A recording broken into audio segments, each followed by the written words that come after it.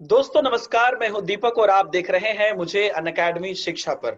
आज का जो भी यहाँ पर इंटरव्यू होने वाला है, जो भी आज की वीडियो आपके सामने आने वाली है, शायद मुझे उसके लिए कुछ ज्यादा बोलने की जरूरत नहीं है, क्योंकि स्क्रीन पर आप देख रहे हैं गणित के जाने माने प्रवर्तक, आप बोल सकते हैं गणित के जाने माने इंडिया के चहेते teacher, top educator, doctor Lalit Dhamania sir. Sir, आपका बहुत बहुत स्वागत है हमारे इस नमस्कार सर। टीचर्स टॉक एपिसोड में। नमस्कार सर। नमस्कार जी तो सर, हालांकि ललित सर किसी भी पहचान की मोहताज नहीं है इंडिया के मैथ कैटेगरी के टीचर में। और जितने अच्छे ये टीचर है उतने ही अच्छे इंसान है, जो कि मुझे लगता है कि लाखों स्टूडेंट तक ये बात पहुंची है।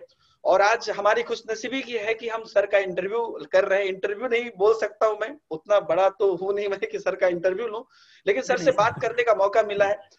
और डॉक्टर ललित धमानिया सर के बारे में एक लंबी लिस्ट है, और शायद अगर हम बात करने लगे तो बहुत देर हमारी बात होगी, लेकिन समय की सीमा को ध्यान में रखते हुए मैं आपको बता दूं कि वर्तमान में हमारे ललित सर एसोसिएट प्रोफेसर हैं जैन यूनिवर्सिटी बैंगलोर में, डिपार्टमेंट ऑफ सीएसआईटी में। और अनअकैडमी पर टॉप एडुकेटर पिछले 2.5 साल से, जब से अनअकैडमी का ओरिजिन हुआ, उसमें सर का योगदान रहा है। और आज भी वो योगदान घटा नहीं है, हर दिन इनकी एनर्जी हम डबल ही देखते हैं। तो सर, सबसे पहले तो मैं सैल्यूट करता हूं आपके जज्बे को, आपके उत्साह को, और जो आपका मिशन है इंडिया के बच्चों के लिए, इसके लिए आपको कोटि कोटि धन्यवाद सर। बहुत बहुत धन्यवाद दीपक सर। बहुत बहुत शुक्रिया आपके इतने खूबसूरत शब्दों का। मैं धन्यवाद कहाँ से करूं मैं सोच नहीं रहा हूं। बहुत बहुत शुक्रिया, धन्यवाद। सर, बहुत सबसे पहले तो आपने अपने बिजी स्केड्यूल में से समय निकाल के हमें दिया। सर, बहुत ही एक ऐतिहासिक मौका है अनअकैडमी के प्लेटफॉर्म पे, खास करके टेट कैटेगरी के प्लेटफॉर्म पे, जो आज तक कभी नहीं हुआ। और हम लोग अनअकैडमी के बच्चों को अकेले नहीं, 2 लोग मिलके हम लोग एक साथ बता रहे हैं। और आपकी जर्नी, जिसके थ्रू की हजारों लाखों स्टूडेंट सक्सेस तक पहुंच चुके हैं, उनको आज आपकी जर्नी जानने का मौका मिलेगा। क्लासेस में बच्चे आपकी स्टडी को देखते हैं, बच्चे आपसे सीखते हैं, लेकिन आप क्या हैं, आप कैसे हैं, आप क्या सोचते हैं, आपका विजन क्या है, और आपसे और भी क्या क्या चीजें बच्चे, जो कि पर्दे के पीछे वाली बात होती है, वो आज पहुंचने वाली है बच्चों तक। तो सर, स्टार्टिंग से थोड़ा सा अपने बारे में बताएंगे सर? हमें बहुत दिनों से बच्चे लोग भी पूछ रहे हैं, तो थोड़ा हमें जानने का मौका मिलेगा। बिल्कुल सर। दीपक सर बहुत बहुत नमस्कार। और सभी दर्शक जितने भी हैं मेरे प्यारे बच्चे, जो भी बच्चे हैं हम उनको बच्चा ही बोलेंगे, चाहे वो हमसे उम्र में बड़े हैं, लेकिन सभी विद्यार्थी हैं और हम शिक्षक हैं, तो उसके नाते सभी को मेरा प्यार भरा नमस्कार। और दीपक सर ने जितना कुछ कहा, मैं इतना बड़ा इंसान वैसे हूं नहीं, बस ये दीपक सर का प्यार है, सपोर्ट है, क्योंकि साथ में हम मिलकर काम करते हैं, विजन लेकर चले हैं। क्योंकि हम दोनों ही, जब कैटेगरी का जन्म हुआ उस समय दोनों ही साथ में थे, तो एक अच्छा इस कैटेगरी को प्रमोट करने में जो दीपक सर का योगदान है, शायद वो अद्वितीय है मेरे हिसाब से। बिल्कुल वो अद्वितीय है, इनक्रेडिबल इसको बोल सकते हैं।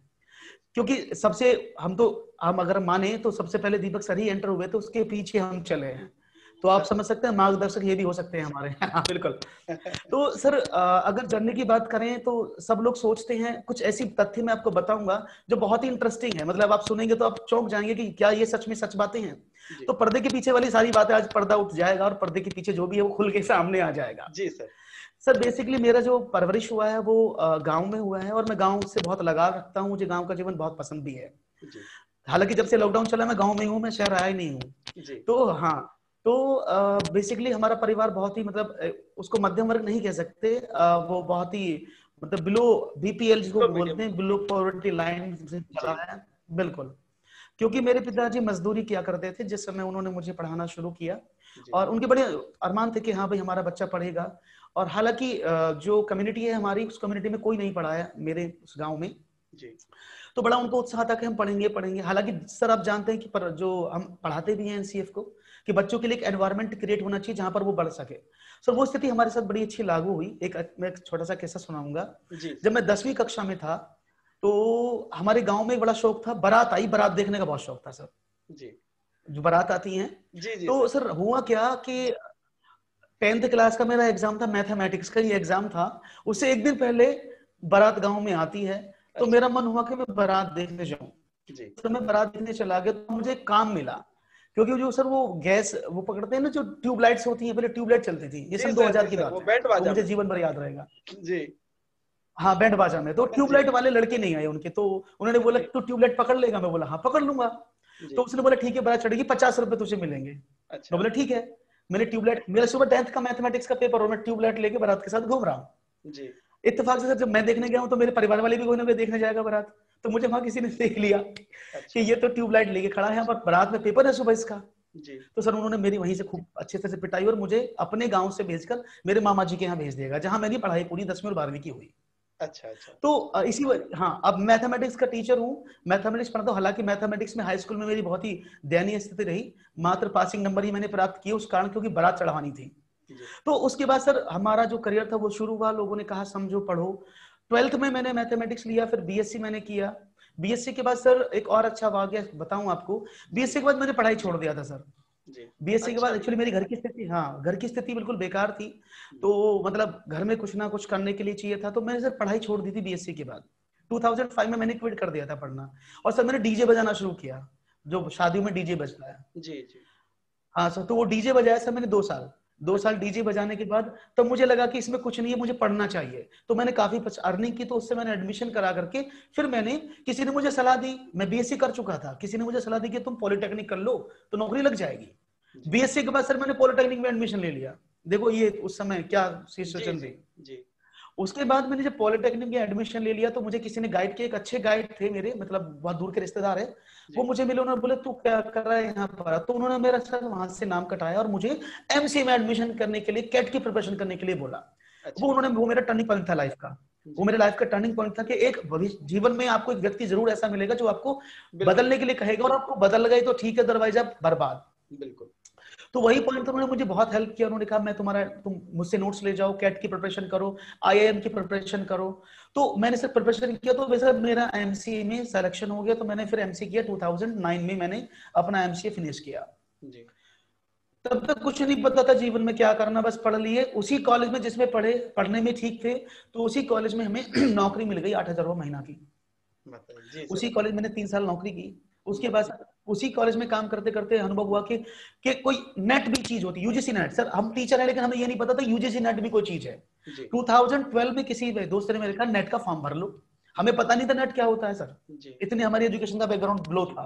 तो हमने बोला ठीक है, हमने लास्ट डेट में से वो डेट निकल गई, फिर दोबारा से एक्सटेंड हुई, तो हमने फॉर्म डाल दिया। और फॉर्म डालने के बाद यूजीसी नेट का हमने एग्जाम दिए, कॉलेज में वापस आए, सबने बोला अरे, मैं बोला पेपर तो बड़ा आसान आया नेट का। बोले यार तुम, हम जो मेरे प्रोफेसर थे जो साथ लगे हुए थे, जो मुझसे सीनियर पढ़ाते थे, वो बोले अरे इतना आसान थोड़ी होता, हम 5 साल से दे रहे हैं, हम तो तेरे टीचर, हमारा नहीं हुआ। तो सर इत्तेफाक ये रहा कि मेरे मन में ये भर गया कि मेरा नेट होगा ही नहीं। अच्छा। अगली बार फिर फॉर्म निकला, ये मेरा जुलाई की बात, मैंने पेपर दिया था, मेरा फिर दोबारा से दिसंबर में फॉर्म आया। दिसंबर में जब मैंने सर फॉर्म को अप्लाई करने के लिए तो उस लॉगिन में एक डिटेल थी, डाउनलोड योर सर्टिफिकेट। अच्छा। 6 महीने बाद डाउनलोड मैंने सर क्लिक किया, तो मेरा जेआरएफ क्वालिफाइड था सर। और मुझे 6 महीने बाद पता लगा अच्छा। कि मैंने जेआरएफ किया है। हाँ सर, मुझे पता ही नहीं कि तो तब मुझे उसकी अहमियत पता लगी कि जेआरएफ की कुछ अहमियत है। फिर सर मैंने ड्रॉप किया और मेरा रोहिलखंड यूनिवर्सिटी में मैंने 5 साल पढ़ाने के बाद 2015 में मेरा सर पीएचडी में सिलेक्शन हुआ, क्योंकि मुझे गवर्नमेंट से पीएचडी करना था। मेरे गाइड बहुत बढ़िया व्यक्ति हैं, डॉक्टर विनय ऋषिवाल, जिन्होंने मुझे बहुत सपोर्ट किया, उन्होंने मुझे हर तरह से सपोर्ट किया। इवन देन मेरी पीएचडी की ड्यूरेशन में मैं अनअकैडमी पर काम करता था, उन्होंने मुझे बहुत इनकरेज किया कि ललित तुम करो, मैं तुम्हारे सपोर्ट में हूँ। तो मैं I salute to my guide, वो उन्होंने मुझे मॉनेटरी भी फंड किया, वैसे भी किया जी। तो सर अब अनअकैडमी की बात बताएं तो सर मैंने एक पढ़ाई जब छोड़ी तो मेरे मन में एक उद्देश्य आया कि मुझे किसी की नौकरी नहीं करनी है प्राइवेट। तो सर मैंने कॉलेज ड्रॉप किया। मैं इससे पहले यूनिक इंस्टीट्यूट में पढ़ाता था, जहां मैंने अपनी स्टडी किया था। उसके बाद मैं मॉडर्न कॉलेज मोहन नगर में पढ़ता है, उसमें मैंने 2 साल पढ़ाया। उसके बाद फिर मैंने सोचा कि मैं इनके लिए क्यों काम करूं, मैं अपने लिए कुछ काम करता हूं। तो मैंने अपना इंस्टीट्यूट खोला बैंक से लोन लेकर के। अच्छा। मैंने अपना इंस्टीट्यूट नित्या क्लासेस, और ये बहुत लोगों के मन में कंफ्यूजन होता है, मुझसे बच्चे हमेशा ये पूछते हैं, अनअकैडमी में पूछते हैं कि सर ये नित्या कौन है। हालांकि नित्या सर मैं आज इंटरव्यू में बता रहा हूँ हालांकि सर ये नित्या कोई भी नहीं है। अच्छा। बेसिकली क्या था सर, मैं और मेरी कलीग थी, अब दोनों ने मिलकर इंस्टीट्यूट को सेटअप किया था। अच्छा। तो मैं एक्चुअली सर मैं थोड़ा सा मतलब मैं पूजा पाठ में थोड़ा सा मतलब मूर्ति पूजा में कम विश्वास रखता हूँ। वैसे मैं धार्मिक हूँ, कोई प्रॉब्लम नहीं है। तो मैं मूर्ति पूजा को थोड़ा सा मैं विरोधी हूँ। तो वो बहुत ज्यादा पूजा पाठ करती थी। तो ये सब नवरात्रों में हमारे मन में विचार आया, तो उन्होंने नित्या, क्योंकि ये जो दुर्गा माँ है नवरात्रों में, दुर्गा माँ का एक पर्यायवाची नित्या है, नित्या दुर्गा माँ का ही नाम है जी। तो उन्होंने उस समय उससे नित्या रखा। मैंने नित्या इसलिए एडेप्ट किया क्योंकि नित्या मीन्स डेली आना है स्कूल, तो सर दोनों का कॉम्बिनेशन बना। तो ये जब इंस्टीट्यूट के सेटअप हुआ जी। हालांकि हमने प्लान किया था कि हमारी बेटी होगी तो हम उसका नाम नित्या रखेंगे, अनफॉर्चुनेटली दोनों बेटी ही हैं, बेटी नहीं हुई, तो हाँ, इसलिए हाँ। नित्या वो नाम ऐसे ही रह गया अधूरा है। तो सर अच्छा। तो सर हमने इसको जो है नित्या को यहाँ सेटअप किया, और फिर मेरे दिमाग में है कि यूट्यूब चैनल चलाया जाए, जी। यूट्यूब चैनल चलाया जाए। फिर मैंने से यूट्यूब पर काम करना शुरू किया, और जी। काफी कुछ मेहनत करने के बाद मैं पढ़ाता रहा तो एक अच्छा रिस्पॉन्स मिला मुझे वहां से। जी। तो उसके बाद फिर अनअकैडमी से मुझे एक कॉल आता है, देवांशी थी उस समय, आप जानते होंगे। जी। जी। जी सर। तो देवांशी जी ने मुझे कहा कि सर आप हमारे यहाँ पढ़ लो। पहली बात तो मैंने नेगलेक्ट ही कर दिया था सर, मैं शायद उस समय कहते हैं ना कि सरस्वती नहीं बैठी थी जबान पर, जी। जी। एक जी। अच्छा प्लेटफॉर्म का मुझे पता नहीं था उस समय। जी। फिर उन्होंने मुझे मना कर दिया। फिर मैंने इसकी इंक्वायरी की, मैंने एक मेरे साथ मित्र हैं उनसे मैंने पूछा भाई अनअकैडमी पर कैसे ज्वाइन होना, मुझे बताओ, सब ऐड करते हैं इसका। जी।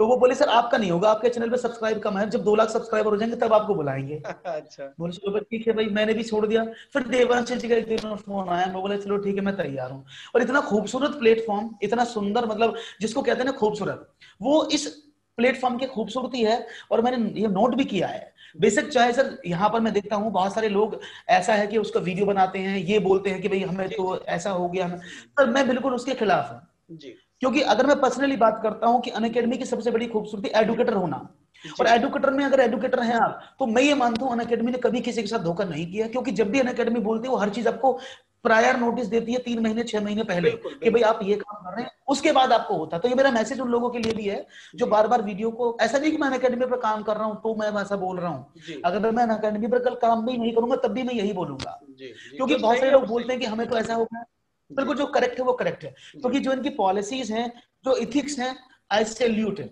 क्योंकि जी। उनकी जो इथिक्स हैं वो बहुत बढ़िया है, वो अपने बच्चे का भी भला चाहते हैं, अपने जी। एम्प्लॉय का भी चाहते हैं। मेरे सामने एक दो केस सर ऐसा भी हुआ ना अकेडमी का कि बच्चों ने बोला हमने तो उनकी वजह से सब्सक्रिप्शन लिया था, वो तो नहीं है इस समय, उनका जी। पैसा भी वापस हुआ है। अच्छा, अच्छा। ओ। तो उन बच्चों ने खुद बताया कि हम रिटर्न हो गया है। तो ये खूबसूरती है सर प्लेटफॉर्म की। और मैं तो ये जानता हूं कि आज की जैसे कोविड 19 की अगर हम बात करते हैं, और जी। यहाँ पर हम कोविड 19 के बारे में बात करते हैं कि भाई इससे खूबसूरत प्लेटफॉर्म शायद मुझे नहीं लगेगा। कोई नहीं क्योंकि सर। आप घर बैठे आराम से पढ़ सकते हैं सर, 10 से 12 रुपए पर डे आपकी फी पड़ती है। अगर हम कैलकुलेट करें तो 10 से 12 रुपए मैक्सिमम फी है आपकी पर डे की। जी। और एक बच्चा 10 से 12 रुपए खर्च कर देता है ऑटो में, इलेक्ट्रिक रिक्शा में आने जाने में, और टाइम बर्बाद होता है अलग से। बिल्कुल, बिल्कुल। जी। तो मैं तो ये मानता हूँ कि यहाँ पर प्लेटफॉर्म ने जो दिया है वेल एंड गुड, बहुत ही अच्छा प्लेटफॉर्म है, हर जगह सपोर्ट करता है, हर जगह आपको रेडी रहता है, हर जगह तैयार है। तो जी। ये तो अनअकैडमी के बारे में मुझे जो लगता है। जी। बाकी आप खुद परिचित हैं कि, जी। क्योंकि आप भी मेरे कलीग हैं, जी सर। तो मुझे तो लगता नहीं। जी।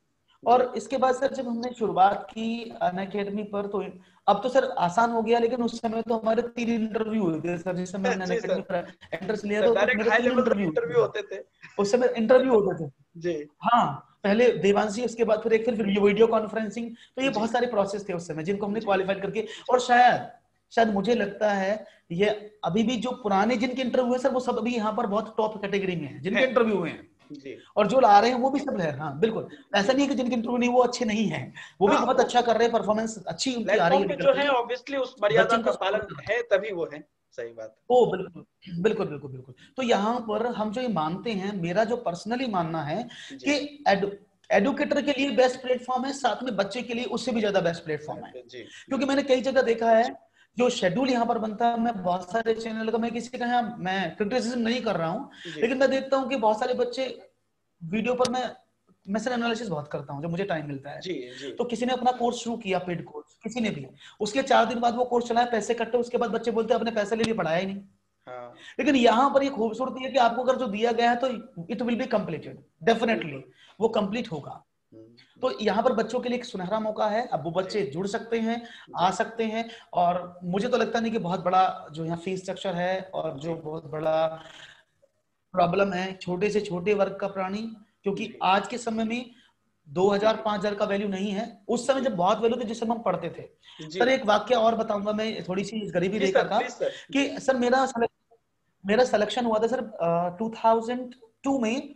पहले सर एमएनआर होता था जिसमें जी। एडमिशन होते थे आईआईटीज में। जी। जी। तो उसमें सर मेरा सिलेक्शन हो गया, और मेरा नंबर भी आ गया, काउंसलिंग भी हो गया।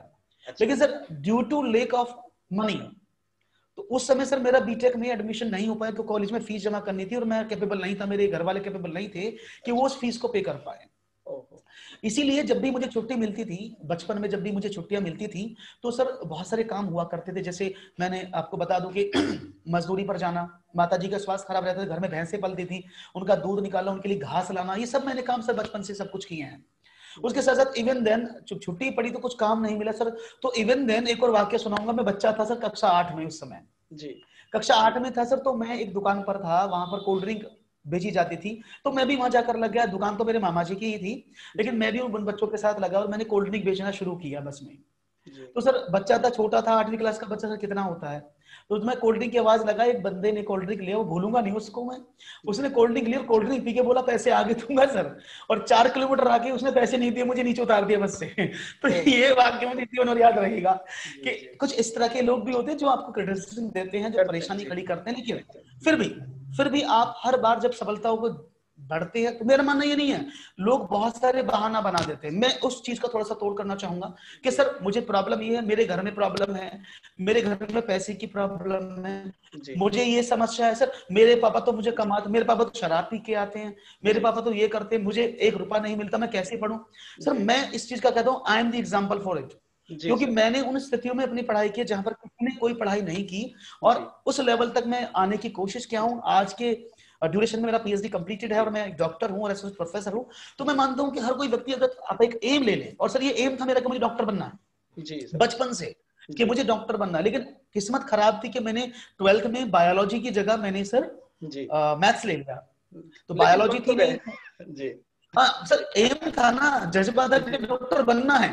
अब सर डॉक्टर तो नहीं बने, तो डॉक्टर तो बनना है, इसलिए सर हमने फिर पीएचडी किया कि हम डॉक्टर बनेंगे जरूर। तो सर इस जर्नी में काफी कुछ ह्रास भी हुआ, काफी कुछ मेहनत भी गई, और सर ये रियल है कि मैं धन्यवाद करूंगा मेरी जो वाइफ है उनका, बहुत बहुत धन्यवाद, क्योंकि जो मेरी जीवन साथी हैं उन्होंने मुझे बहुत सपोर्ट किया, क्योंकि जब मेरा शादी का हुआ था तभी मेरा एडमिशन सर पीएचडी में हुआ था।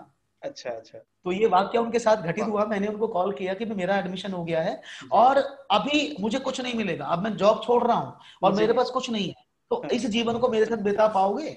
तो उन्होंने मुझे बोला yes I am with you, आप पीएचडी करो, मैं तैयार हूँ। और सर वो तो कहेंगे कि भाई जो वनवास हुआ था वो हुआ, क्योंकि पूरे 4 साल मैं बरेली में रहा हूँ और मंथ में 1-2 बार ही अपने घर जाता था, क्योंकि ड्यूरेशन में पीएचडी में काम बहुत होता था। तो मैं उन्होंने उस सब चीज को देखा है, सहा है, और वो उस दूरी को सही है। और क्योंकि शादी के तुरंत बाद अगर आप अपनी मिसेज को, 2 ही जगह होता है सर, या तो फौजी अपनी बीवी को छोड़ देता है, दूसरा मैं हूँ जिन्होंने अपनी बीवी को छोड़ा। बिल्कुल सर, या तो देश की सेवा करो, या तो ये भी देश की सेवा है, पढ़ के आप दूसरों को पढ़ा रहे हैं। बिल्कुल तो ये सर मैं उनका बहुत धन्यवाद करूंगा सर।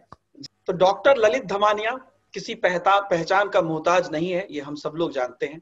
और सर जो आपकी कहानी जो अभी हम लोगों ने सुनी है, मुझे लगता है कि इतने सारे स्टूडेंट आपसे पढ़ के निकले हैं, लेकिन इतनी बड़ी स्टोरी और इतनी जो मतलब रूह तक कपा देने वाली जो स्टोरी है, हम सब ने किसी ने भी नहीं सुनी थी, जो आज हमें ये मौका मिल रहा है। और जो स्टूडेंट इस वीडियोस को देख रहे हैं, आज के एपिसोड को या कल संडे के एपिसोड को, जो भी स्टूडेंट इस वीडियो को देखेंगे, कहीं ना कहीं आप सभी लोग इस चीज से जरूर ये सीख लीजिए। और मैं सर से भी जानना चाहूंगा, सर आपकी जो इतनी ज्यादा फ्लक्चुएशन रही यहाँ पर, तो सर एक छोटी सी अगर प्रॉब्लम होती है तो लोगों के दिल टूट जाते हैं, लोग सुसाइड कर लेते हैं, कैसे कैसे बच्चों के, स्टूडेंट के खबर आते हैं। मुझे लगता है कि ये बहुत ही एक हाई सेंसिटिव मैसेज यहाँ से हम पास कर सकते हैं और बच्चे इस चीज को समझ सकते हैं। सर इतना कुछ हुआ, पैसे की कमी थी, आपने अलग अलग तरह के काम किए, और मतलब ऐसे ऐसे काम किए आपने, हालांकि काम कोई छोटा नहीं होता है, लेकिन आपने वेरिएशंस अपने लाइफ में आपका हमेशा रहा, कुछ भी अनप्रेडिक्टेबल ही रहा। मैं कहूंगा पढ़ाई आपने छोड़ दी, आप डीजे के काम में लग गए, आपने कोल्ड ड्रिंक भी बेची, आपने छोटे छोटे काफी सारे काम किए, लेकिन इसके बाद भी यहां तक का सफर जो रहा, आपने अपनी जर्नी तो बताई, लेकिन सर मैं आप मानसिक रूप से, साइकोलॉजिकल रूप से आपसे ये जानना चाहूंगा कि सर आपको कभी ऐसा नहीं लगा कि नहीं यार मेरे से नहीं होगा, मैं वहां तक नहीं पहुंच सकता हूं? सर इसमें मैं एक बात कहूंगा, क्योंकि जो मैंने सीखा है, हालांकि सीडी पे तो आप पढ़ाते हैं, आपको नाम याद होगा, मुझे सिर्फ डेफिनेशन ही आता है, ठीक है ना, क्योंकि उसमें कहा कि बिना लक्ष्य के व्यक्ति पशु समान होता है जी। अगर जैसे मैंने कहा ना कि मैंने लक्ष्य माना कि मुझे डॉक्टर बनना है बचपन में। जी सर 2 ही मेरे एम थे। जी एक तो मुझे पुलिस में जाना था स्टार्टिंग में, कि मुझे ऑफिसर बनना था। जी दूसरा मुझे डॉक्टर बनना था। जी हाइट मेरी कम रहेगी तो पुलिस का सपना तो यही टूट गया सर, कि हाइट नहीं है तो पुलिस में नहीं जाएंगे। जी गाइड करने वाला कोई था नहीं। लेकिन जी सर मैं एक बात कहूंगा कि जो लोग, मैंने कहा ना कि बहुत सारे लोग ये बताते हैं जिसको ना एक बहाना, जी तो हमें सबसे पहले एंटी बहाना होना पड़ेगा। मैंने कई बार पढ़ाया भी है बच्चों को जी कि आज हम बच्चों को समझाते हैं, पढ़ाते हैं, आज कुछ घर में हो गया, आज उनको कोई टेंशन हो गई, तो वो उनका मूड खराब हो जाएगा, वो 8 दिन पढ़ाई बिल्कुल बंद कर देंगे। जी मेरी लाइफ स्टाइल से थोड़ी सी अलग है। जी मेरा मानना सर ये है कि या तो सर ये मान ले कि मल्टीपल डिसऑर्डर नाम की बीमारी फिल्मों में दिखाई जाती है, मैं उसको जीता हूँ। मतलब जी अगर मैं अब यहाँ पर हूँ तो मैं अपनी यूनिवर्सिटी को दिमाग से निकाल के रख देता हूँ कि मैं यूनिवर्सिटी में प्रोफेसर हूँ। जी दूसरी बात, अगर मैं कहीं और जाता हूँ किस काम में, मैं शादी में गया तो भूल जाता हूँ कि मैं सिर्फ इंजॉय, मतलब जी बाकी हर चीज का कोना आपको दिमाग में बनाना होगा कि अगर आपको यहाँ पर आना है तो आप यहाँ पर एज ए टीचर हैं, जी वहां पर जा रहे हैं तो आप एज ए फ्रेंड्स ग्रुप में जा रहे हैं तो फ्रेंड है। तो जी लाइफ को खुल के जियो, ऐसे नहीं कि मैंने खुल के नहीं जी, मैं अपनी लाइफ को बहुत खुल के जीता हूँ। मेरा व्यक्तित्व और नेचर भी आप सब जानते हैं कि जी मैं एकदम हमेशा हमेशा हर परिस्थिति में खुश रहने वाला व्यक्ति हूँ। और मुझे चाहिए भी ये कि जी लोगों को सोचना नहीं चाहिए कि भाई मुझे तो आज सर दर्द हो रहा है, आज जी मैं कैसे पढ़ूंगा, आज तो मेरा दर्द हो गया। और जी सर अगर किसी व्यक्ति के अंदर नकारात्मकता भर जाती है, आप जी उसको कितना भी पॉजिटिव करने की कोशिश करें, वो उसका बहाना ढूंढ लेता है। जैसे एक शराबी होता है ना सर, जी सर शराबी होता है, उसको आप जब इतना बोलेंगे वो बोलेगा आज से नहीं पीऊंगा। जी अब वो 2 दिन रुका, अब उसको कुछ मिला नहीं, तो एक दिन एक शराबी शराब पीने लगा। वो बोला भाई अब क्यों पी रहा, अब तो कुछ प्रॉब्लम भी नहीं, खुशी गम नहीं। बोला यार मैं ट्रेन से जा रहा था, एक आदमी उसके नीचे कट गया, बड़ा दुख है मुझे, मैं इसलिए पी रहा हूँ। जी तो सर ये कंडीशन जो आती है ना, तो आदमी बहाना ढूंढ लेता है। जी पर मैं एक बात सब लोगों, मेरे जितने भी मुझे देख रहे हैं सुन रहे हैं, उन लोगों से एक बात पूछना चाहूंगा कि भाई आपका मूड खराब है, सपोज मान लिया जी आपका मूड खराब हो गया, कोई प्रॉब्लम नहीं है। जी मैं सिर्फ एक बात पूछना चाहता हूँ कि आज मूड पढ़ाई का नहीं कर रहा है, मैं ये भी मानता हूँ। जी सर मुझे बताओ, आप रास्ते में जा रहे हैं कोई जिसका, और उसका वो पीछे कुत्ता तोड़ के आता है काटने के लिए, जी तो कुत्ते को क्या ये थोड़ी बोला जाएगा भाई आज मत काट, मेरा दौड़ने का मूड नहीं है? अब दौड़ेगा ना, धूम दबा के दौड़ेगा। बिल्कुल तो कंडीशन क्या है, ये मूड जो आप लेकर बैठे हैं, ये जी सिर्फ और सिर्फ सुविधाओं के कारण जन्म ली हुई एक परिस्थिति है, जो बिल्कुल सुविधाओं के कारण मिली है। जी सर मैं रियली बताऊंगा, मैं गांव से बिलोंग कर रहा हूं, जी मैं कभी भी लाइट की रोशनी में नहीं पढ़ा हूं। अब तो खैर जी लाइट आ गई है, जी अदरवाइज जब हमेशा मान कोई कुर्सी मेज नहीं है, जी हमेशा जो घर में संदूक बक्से होते थे उनके ऊपर जी डिबिया बोलते थे, सिर्फ उसको डिबिया जी बोलते सर हैं। जी सर डिबिया को फिर बदला गया लालटेन में, लालटेन को लालटेन लैंप में बदला गया, जी जी फिर वो लैंप में आया। तो लैंप का प्रकाश हमें लगता था जैसे हम मतलब स्वर्ग में पढ़ रहे हैं, जब हमें लैंप मिला था डिबिया को हटा करके। जी सर तो सर कंडीशन ये है कि अगर आपने कोई लक्ष्य ठाना है, जी माना है, चाहे उसमें आपकी सास आ जाए, ससुर आ जाए, बेटा आ जाए, पापा आ जाए, पापा का बेटा आ जाए, तो जी अगर आपने लक्ष्य निर्धारित किया है तो आपको वो करना होगा, आप जी उसके लिए समय निकालेंगे, ये जी ट्रू है। मैं सर रियली बताऊंगा, टाइम टेबल इतना व्यस्त रहता है, फिर भी जी मैं सुबह 7 बजे लगता हूं, और मैं चाहूं तो मैं छोड़ सकता हूं कोई भी चीज, कोई प्रॉब्लम नहीं है। लेकिन मुझे लगाव इतना, लक्ष्य इतना है कि भूख इतनी है सर, जी आपको अपनी भूख बढ़ानी पड़ेगी। जी सर आपको अपनी प्रतिष्ठा के, अब देखो अनअकैडमी जितना मान सम्मान मिलता है, इतने करोड़ों लोग पूरे देश में जानते हैं, तो जी ये एक भूख है कि भाई जी मुझे एक सोशल, जैसे मास्लो की आप न्यूड थ्योरी पढ़ाते हैं बच्चों को, तो जी आपको सोशल नीड की आवश्यकता पड़ती है, और जी उसके बाद वो बढ़ती जाती है, जितना जी सोशल नीड आपका बढ़ेगा उतना ही आप आगे बढ़ेंगे। जी बिल्कुल तो बिल्कुल मेरा मानना पर्सनल यही है सर कि आपको जो लक्ष्य निर्धारित आपने किए हैं, उन जी लक्ष्य को प्राप्ति के लिए उसमें जुट जाओ, उसके लिए पागलपन ले आओ, ले आओ जी नहीं होगा। और ये सर मान लो कि सर जी ये करके दिखाना है। सर जी मैं रियल बताऊंगा, जब मैंने डीजे बजाया तो सबने मुझे बोला पढ़ा लिखा लड़का है तू क्या करेगा, लेकिन जी मुझे परिस्थिति दिख रही थी कि घर में प्रॉब्लम है, कैसे करूंगा, जी परिस्थितियां दिखी। फिर भी सर मैंने कहा मैं पढ़ा लिखा हूं, मैं फिर भी डीजे चलाऊंगा। और सर जी मैंने डीजे चलाया, और इतना चलाया, आप सर यकीन नहीं मानेंगे, आप तो ये हंसी की बात है, जी मतलब माइंड बिजनेसमैन स्टार्टिंग से ये रहा, अगर जी किसी के घर में कोई मर भी गया ना सर, वो जी तो मैंने उसके यहाँ भी डीजे बजाया सर, अब लगा लो इतना बड़ा वाह बिजनेसमैन भी था मैं। मतलब वाह किसी की सर कोई डेथ होगी तो मैं ये बोलूँ जी दादी मरी है यार, दुख की बात थोड़ी है, 95 साल की थी। ये आपके अंदर क्रेज है, काम को कैसे जी लेते हो।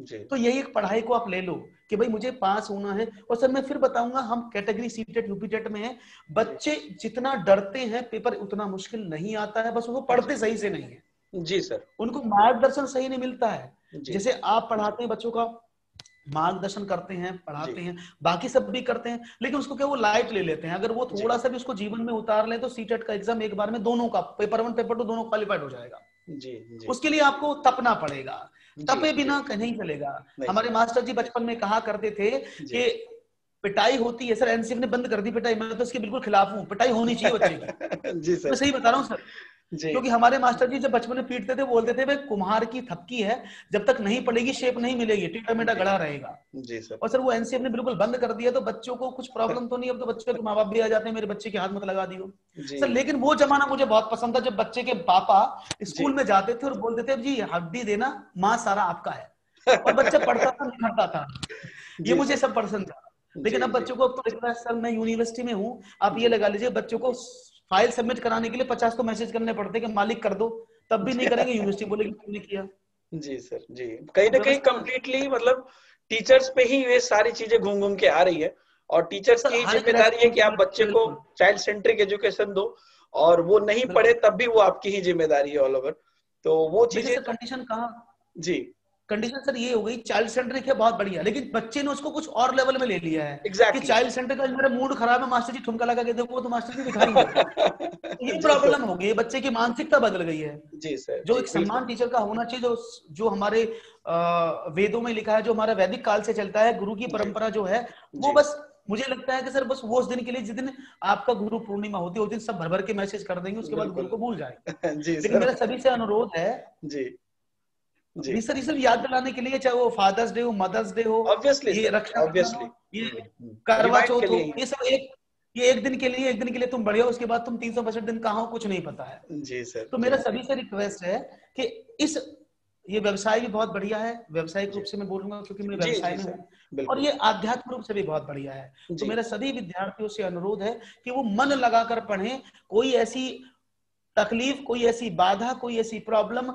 आपके समक्ष नहीं आ सकती कि जो आपको हरा दे। आप उससे तो बेकार नहीं है ना, जिसकी टांगे नहीं है सर, वो पर्वतारोही देखो आप, अब एग्जाम्पल अच्छे लेंगे तो बच्चे जरूर सीखेंगे। हमारी पर्वतारोही अरुणा सिन्हा जी बछेंद्री पाल के पास पहुंच गई पूछने के लिए कि मुझे चढ़ना है, टांग कट गई, सड़क पे पड़ रही है ट्रेन पर, 4 दिन तक दोनों टांगे नहीं, फिर भी बोल गई उसके पास जाकर के कि जी मुझे तो हिमालय की चढ़ाई चढ़नी है। तो उसका जज्बा देखो कितना बड़ा है। तो बछेंद्री पाल ने तभी ये बोल दिया था कि तू डेट बता, डेट चढ़ तो तू गई। क्योंकि सर व्यक्ति शारीरिक रूप से विकलांग नहीं होता, व्यक्ति मानसिक रूप से विकलांग होता। तो बस मानसिक विकलांगता को बच्चे खत्म करेंगे तो ये डेफिनेटली अपने को दोष दो, सबको, सरकार को दोष दो, उसने नौकरी छीन ली, उसकी प्रॉब्लम ये होगी, फिर भी नौकरी सबको मिल रही है ना सर। जी सर, जो उसके लिए पात्र उनको मिल रही है, तो आप उनमें से बनने की कोशिश करो, नकारात्मक लोगों को छोड़ो, पॉजिटिव अप्रोच को धारण करो।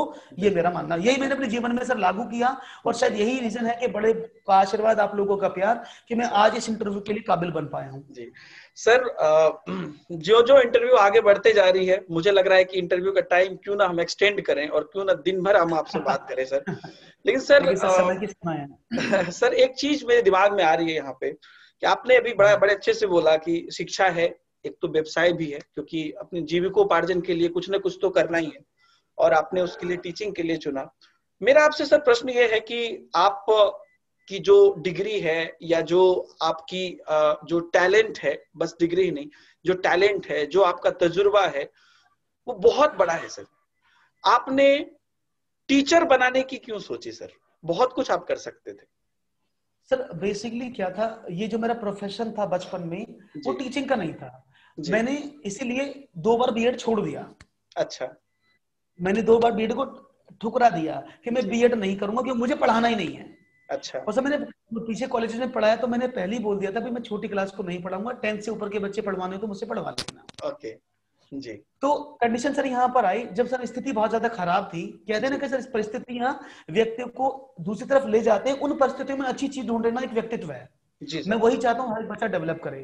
सर कंडीशन कहाँ हुई कि जब मैंने डीजे को बंद कर दिया, तो सर मेरे सर आय के स्रोत सब खत्म हो चुके थे, मेरे पास कुछ नहीं था। जो भी सेविंग थी वो एडमिशन में लग गई थी। प्रॉब्लम सर यहाँ पर आई कि मैं अपने आगे का जीविका कैसे चलाऊं। हालांकि एनसीएफ में क्लोज है जीविका उपार्जन संबंधी मूल्य और गणित, तो गणित का संबंध वहां मुझे बड़ा अच्छा समझ में आया। तो सर मैंने अपने ही, मैं एमसी में था, तो मैंने सर अपने ही कॉलेज में जितने बीसीए और बीबीए बच्चे करते थे उनको मैंने बोला मैं मैथ पढ़ाता हूँ, मुझसे मैथ पढ़ने आ जाओ।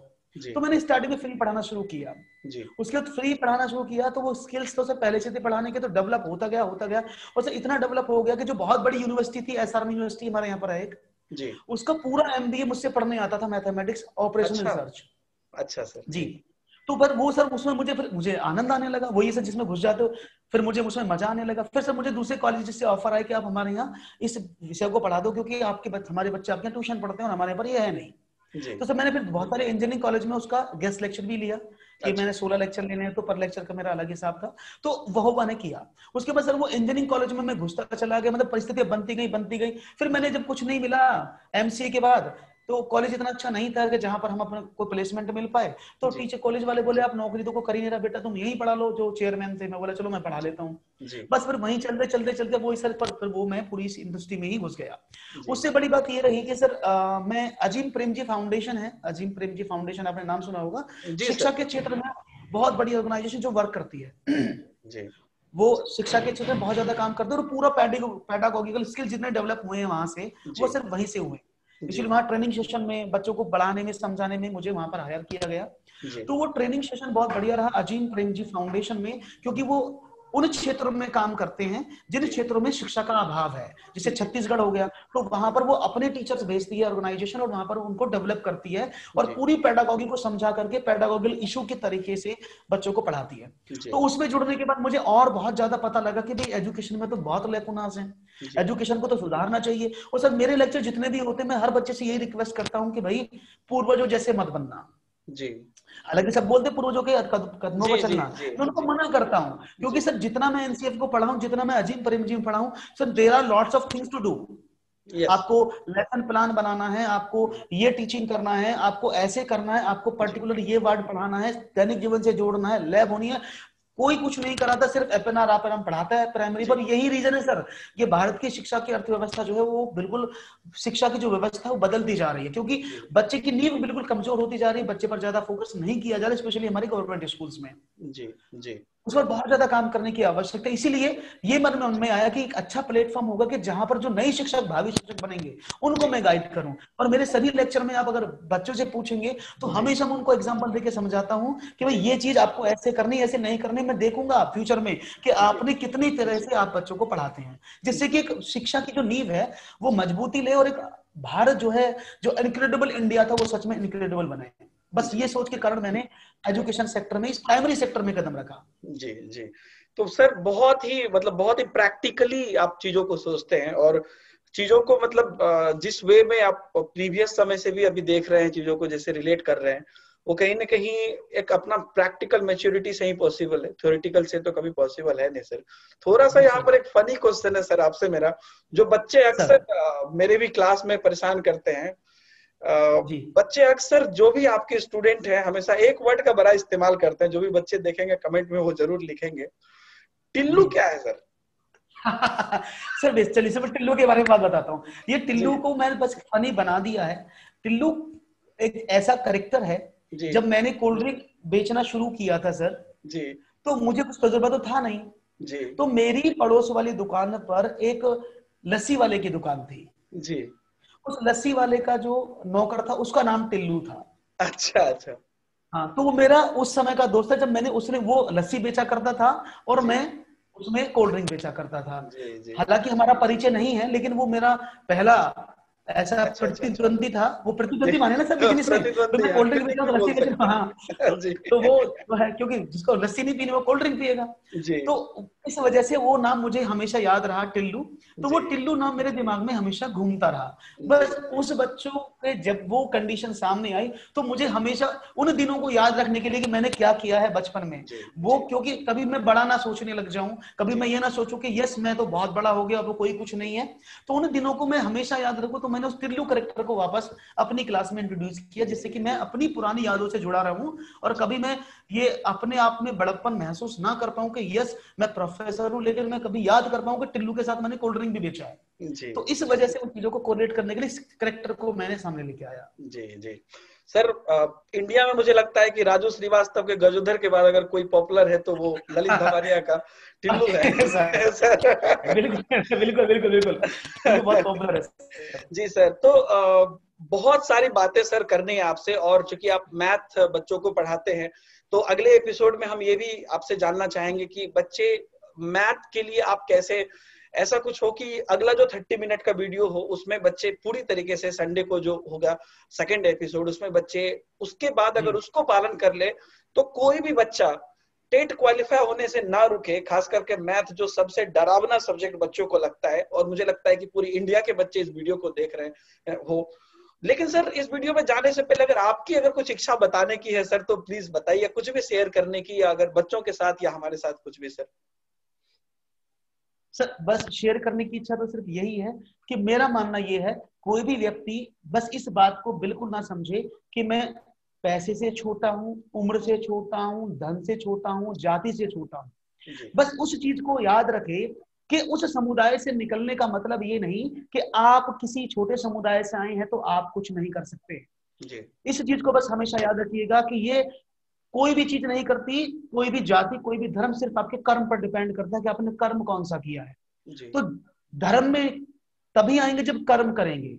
कोई व्यक्ति, मैंने कहा ना, कोई व्यक्ति सिर्फ मानसिक विकलांग हो सकता है, शारीरिक विकलांग कभी व्यक्ति नहीं होता। बस मेरा मानना यही है कि आप उससे ऊपर उठ के सोचें और अपने आप को इस बदलते हुए युग में आप कहां पाते हैं, कहां देखते हैं, उस पर विचार मंथन करें। और पर्सनली मेरा मानना यह है कि अगर आपने कोई टारगेट सेट किया है, ये मेरी पर्सनल सलाह है, तो उस टारगेट को अचीव करने के लिए लग जाओ, भूल जाओ। तो उसके लिए भी मैं आपको रीजन बता देता हूं कि अगर भूल जाओ उसके लिए भी क्या करना है। उसके लिए मैं आपको छोटी सी कहानी सुना देता हूं सर। जब मेरे गाइड मुझे बहुत डांटा करते थे कि मैं पेपर नहीं लिख पाता था, क्योंकि मैं और दूसरे कामों में बहुत बिजी रहता था, तो रिसर्च पेपर में नहीं लिख पाता था। उन्होंने मुझे टारगेट डेडलाइन दे दिया कि अगर तूने नहीं लिखा तेरी पीएचडी खत्म। तो मुझे क्या लगा, अब मैं जैसे ही सर मैं लैपटॉप खोलूं तो मुझे अनअकैडमी का काम दिखे, मुझे यूट्यूब का काम दिखे, मैं सर का काम भूल जाता था। तो क्योंकि रिमाइंड नहीं हो रहा था, तो सर मैंने पता क्या काम किया, मैंने लैपटॉप ओपन करते ही डेस्कटॉप पर सबको लगाते हैं फुलवाड़ी हीरोइन का फोटो, मैंने गाइड का फोटो लगा दिया ताकि याद आ जाए। जैसे मैं उसको लैपटॉप को खोलता हूँ, जैसे लैपटॉप खोलूं वो मुझे देखते थे, मुझे लगता था पेपर लिखने को बोल रहे हैं, तो सर तभी पेपर लिखने लग जाता था। तो टारगेट को याद रखने के लिए आप कोई ऐसा काम जरूर करें जिससे आपको टारगेट दिखता रहे। आप जब उठे सामने लिख दो, बोर्ड तख्ती पे टांग के, ये वाला काम तब करना है, डेट दे दो उसकी कि इस डेट पर काम करना है, वो काम जरूर सफल होगा अगर आप उसको तहे दिल से, क्योंकि अगर आप उसमें पास होते हैं तो बिल्कुल सही, अगर फेल होते हैं तो उस किसी और जमाने की गलती नहीं है, वो सिर्फ आपने उस लेवल की मेहनत ही नहीं की उस टारगेट को अचीव करने के लिए जिसकी जरूरत थी। बस मेरा मानना है कि आप अचीव करें, आगे बढ़ें, और बस उम्मीद यही है कि आप सबको मेरी दुआएं हैं कि बस आप लोग सब सक्सेसफुल जी। तो दोस्तों हम ललित धमानिया सर के साथ अगले वीडियो में, अगले एपिसोड में भी बने रहेंगे, और बहुत सारी बातें आज ललित सर ने की। मुझे लगता है कि मेरे साथ आप सभी लोगों को इस वीडियो को बार बार देखना चाहिए, और बहुत सारी पॉइंट हर बार देखने के बाद क्लियर होगी, जो कि हम लोग इसको इम्प्लीमेंट कर सकते हैं अपने लाइफ में। सोचना चाहिए, जब आप इस वीडियो के बाद रात में सोने के लिए जाएं तो आंख बंद करके 5 मिनट जरूर सोचिएगा कि ललित सर ने क्या बोला। इनकी जो इतने वर्षों की मेहनत है, स्ट्रगल है, उनसे अगर हम कुछ भी सीख सकते हैं तो मुझे लगता है कि ये बहुत बड़ी बात होगी, और सर के कदमों पे चल के हम लोग और भी आगे बढ़ सकते हैं। सर बहुत ही ये एक प्रेरक इंटरव्यू रहा, और मुझे लगता है अनएक्सपेक्टेड था बच्चों के लिए, और एक ऐतिहासिक चीज अभी YouTube पे सामने आ रही है। बहुत सारे क्वेश्चन करने हैं ललित सर से, लेकिन आप लोग जो भी लोग इस वीडियो को देख रहे हैं, कल के एपिसोड का इंतजार करिए, यानी कि संडे के एपिसोड का इंतजार करिए, और सेकेंड एपिसोड में ललित सर आपको बताएंगे कि मैथमेटिक्स में कैसे आप बिल्कुल ही पास करेंगे, और पूरी टेट कैटेगरी में जितने भी बच्चे हैं, इनफैक्ट आप अदर जगह पे भी एग्जाम दे रहे हैं तो आप भी देख सकते हैं, खास करके टेट सीटेट कैटेगरी में जितने भी बच्चे हैं, कैसे आप आने वाले एग्जाम में आप बिल्कुल ही पास करेंगे। मतलब मैं फेल बोल भी नहीं रहा हूं, क्योंकि नेगेटिव वर्ड बोलने से थोड़ा नेगेटिविटी आती है, तो बिल्कुल ही पास करेंगे। इस बात की मुझे लगता है कि अगर आप उस वीडियो को फॉलो कर लेंगे तो सर आज के वीडियो के लिए बहुत बहुत धन्यवाद सर। मिलते हैं सर नमस्कार, वीडियो में। बहुत बहुत धन्यवाद सर। दीपक सर आपने मुझे समय दिया उसके लिए मुझे बहुत बहुत धन्यवाद। Thank you ji sir. तो जी बहुत बहुत धन्यवाद सभी लोगों को। ये वीडियो था ललित धमानिया सर के साथ, डॉक्टर ललित धमानिया सर के साथ। हम मिलेंगे आपसे कल के एपिसोड में, तब तक के लिए दीजिए इजाजत। Bye bye. जय हिंद। जय हिंद।